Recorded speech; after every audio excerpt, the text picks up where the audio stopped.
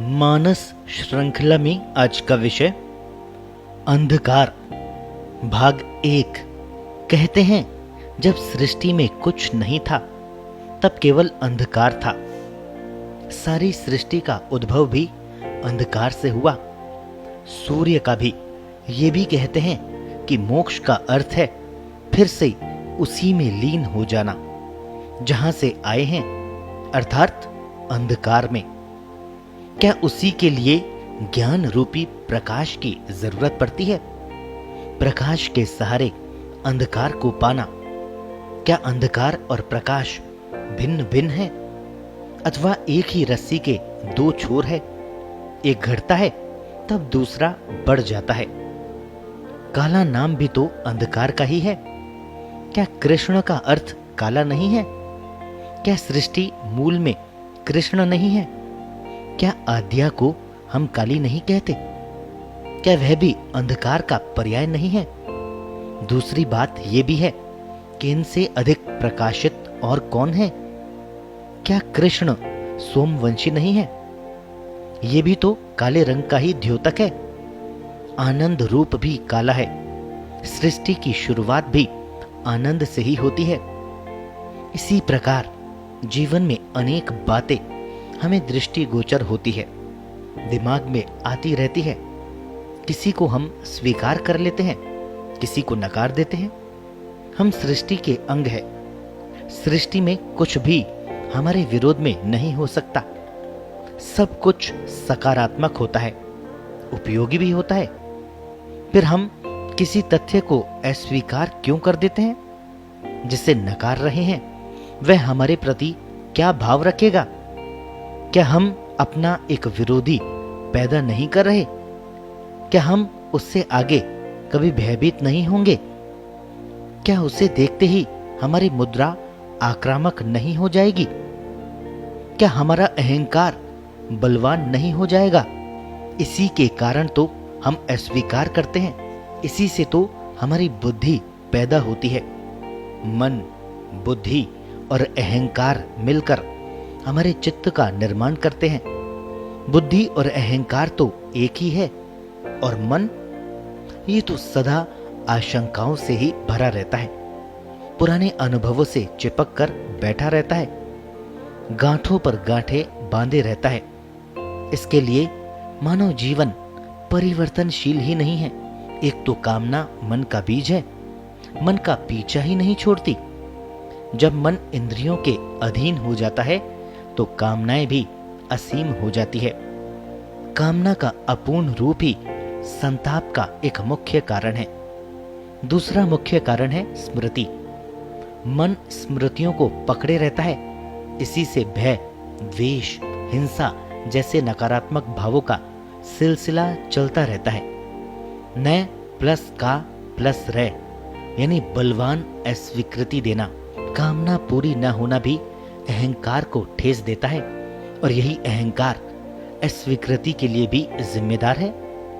हमने 20 लोगों की कोई ना कोई बात अस्वीकार की तो हमने 20 विरोधी खड़े कर लिए। किसी और ने हमारे लिए विरोधी तैयार नहीं किए। इन लोगों से व्यवहार करने के लिए हमें अपना किला मजबूत करने की जरूरत पड़ने लगती है।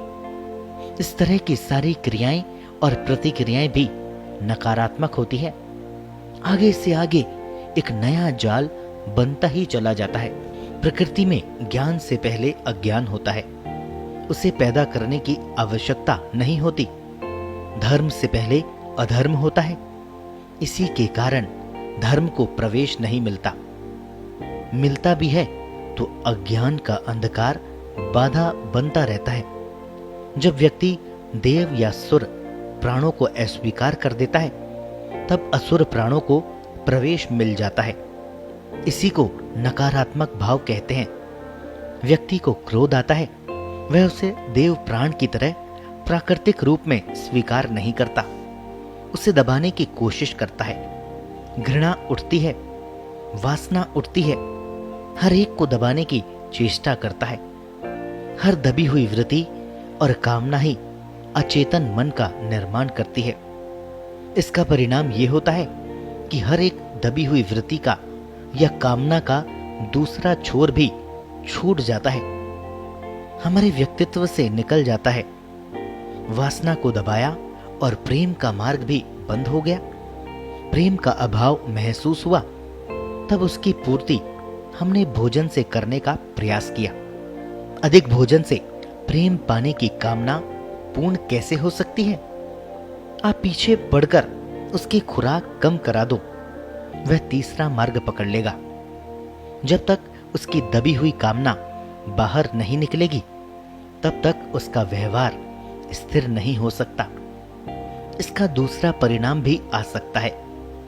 किसी ने क्रोध को दबाया, बाहर दिखाई नहीं दे रहा है, कार्यरत तो रहेगा, भीतर कार्य करेगा।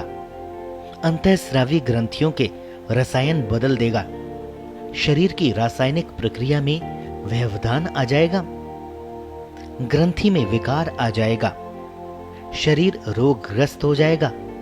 रोग भी तब तक बना रहेगा जब तक क्रोध दबा हुआ रहेगा। कोई चिकित्सा काम नहीं आएगी।